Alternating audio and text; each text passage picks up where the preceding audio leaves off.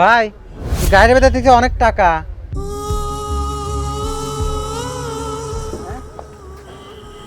মেলা টাকা। এই টাকা আমি আমার বোর কাছে দিছিলাম রাখার জন্য। এ হয়তো বইটা কেটে বইয়ের মধ্যে রাখছে, তাই তো বলি আমার টাকা কই গেল। ভাই আপনি তো একজন ইমানদার মানুষ, এই জন্য আমার টাকাটা দেখেও ফেরত দিলেন। আর ইনি তো অসৎ কাজ করতেছে, ইনি ব্যবসা করতেছে, ব্যবসার নামে খায়।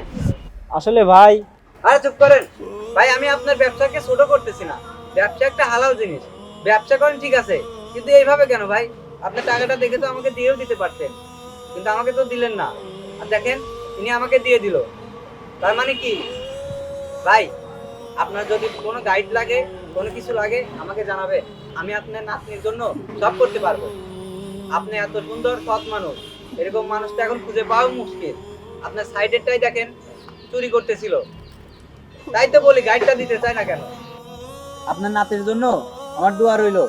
আমার যত গাইড আছে আপনার নাতিরে আমি দেবো। আর যদি কোনো কিছু সাহায্য লাগে আপনি আমাকে জানাবেন। আর আপনি সবাই ব্যবসা করেন।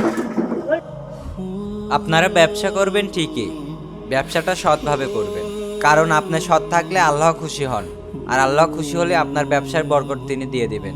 ইনশাল্লাহ আপনি ভালো হলে জগৎটা ভালো হয়ে যাবে। পরিবর্তনটা না হয় আপনার থেকেই শুরু হোক।